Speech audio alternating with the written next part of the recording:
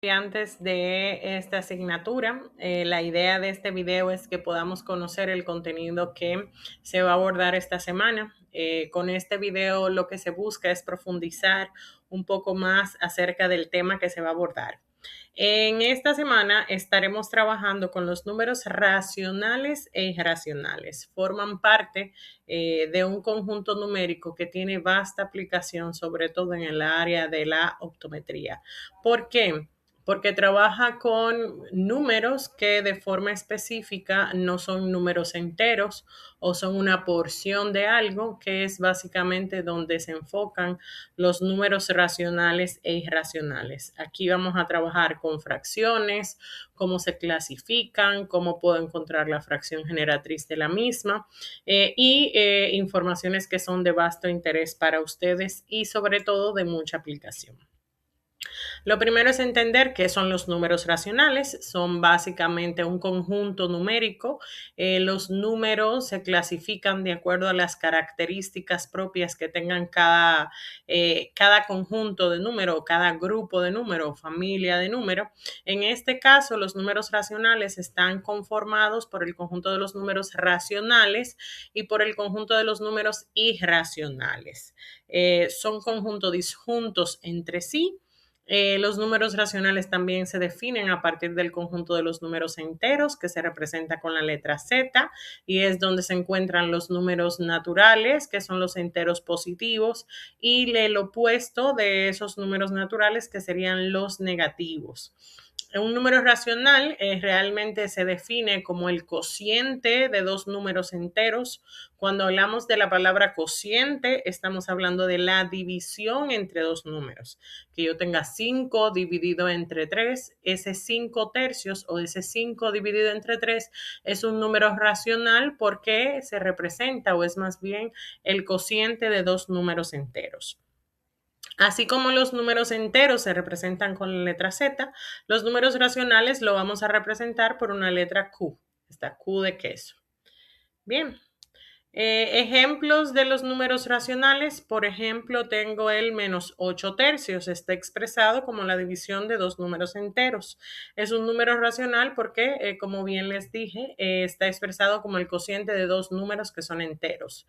De igual forma, si tengo el número 0.3, que generalmente lo conocemos como un decimal, pero vamos a ver que una fracción es un decimal. Y vamos a ver cómo yo puedo trabajar con la fracción, con el decimal y entender esas numeraciones de forma fácil.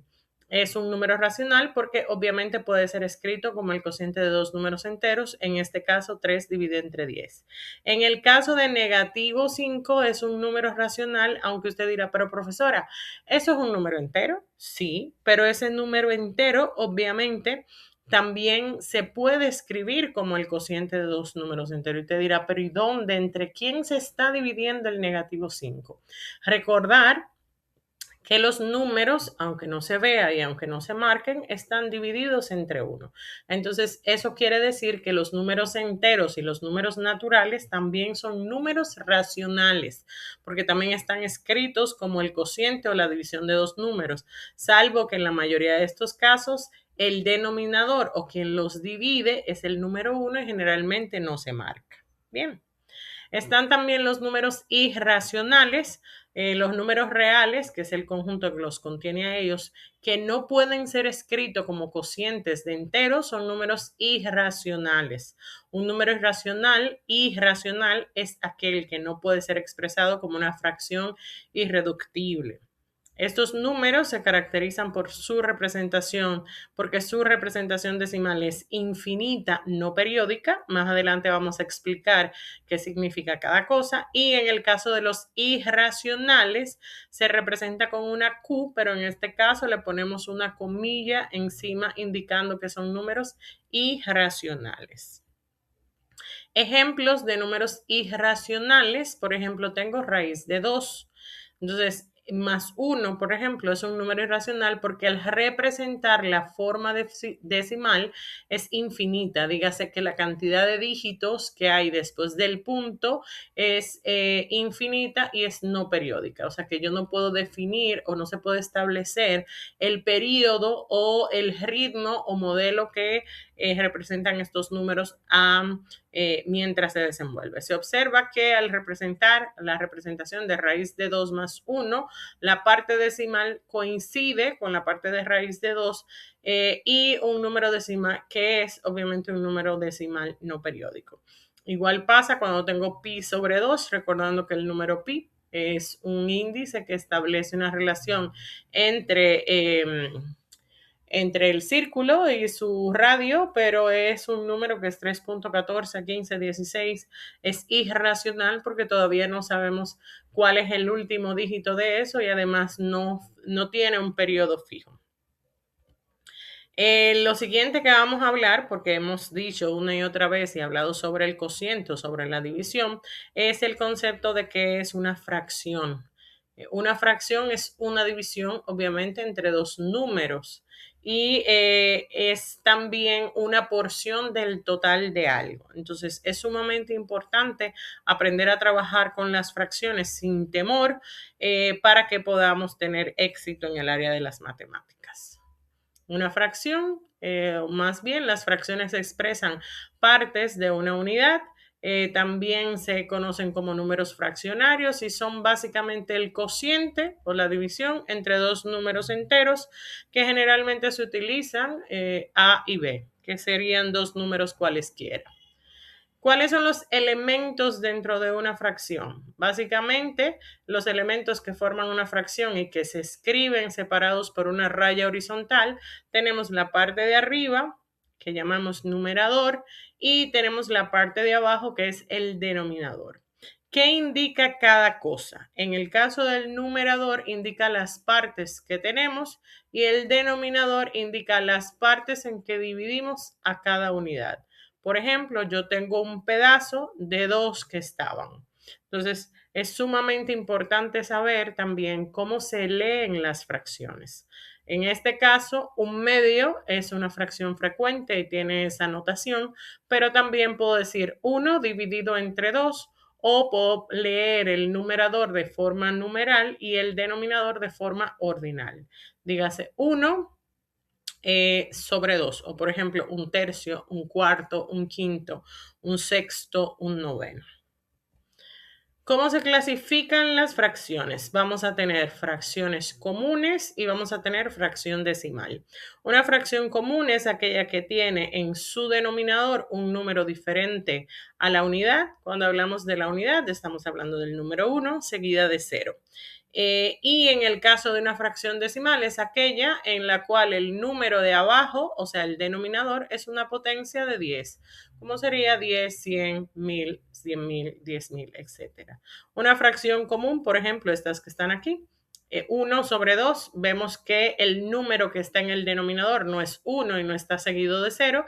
Tengo un tercio, un octavo o 1 entre 8. Tengo 8 sobre 13 o 8 treceavos. Tengo 3 cuartos o 3 dividido entre 4.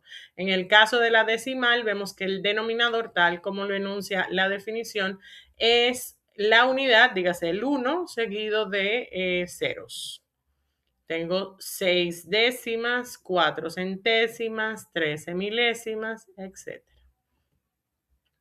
Las fracciones comunes también tienen una gran clasificación, que eso sí la han visto en cursos anteriores. Tenemos la fracción propia, la fracción impropia y tenemos la fracción mixta. De igual forma, también tenemos las fracciones equivalentes. Una fracción propia es donde yo verifico que el numerador, dígase el número de arriba, es inferior o es menor al denominador. Tengo 3 quintos, el 3 es menor que el 5 y por tanto es una fracción propia.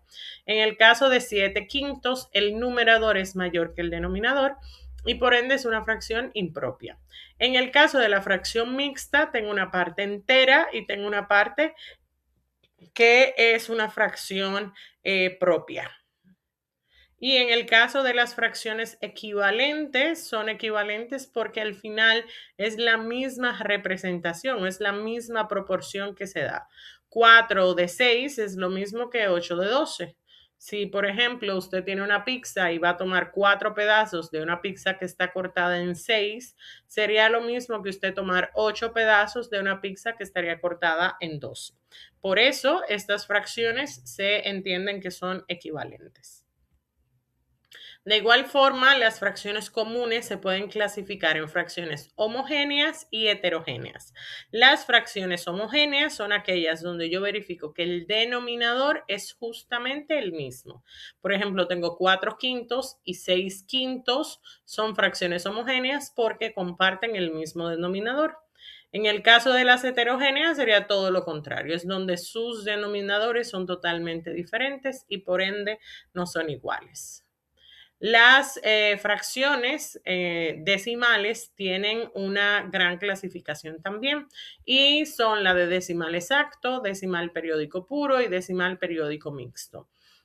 Cuando hablamos de un decimal exacto, estamos hablando que al dividir el numerador entre el denominador, la equivalencia decimal yo verifico que tiene una cantidad limitada de cifras después del punto. En este caso, este ejemplo está con la modalidad de europea que utilizan la coma en vez del punto, pero lo correcto es 3.5 para la modalidad americano internacional que usamos. En el caso del decimal periódico puro, vemos que al dividir, por ejemplo, 8 entre 9, el resultado es 0.8888 y van a ser tantos 8 como le dé la capacidad a la pantalla de la calculadora. La forma de denotar, porque obviamente usted dirá, profesor, ¿y hasta qué cantidad de 8 voy a colocar? Generalmente lo que se hace es que se pone 0.8 y se pone una comilla encima, una sombrillita, indicando que ese 8 se extiende o se repite de forma infinitesimal. Infinitesimal significa que es hasta el infinito o hasta donde haya cabida para anotar.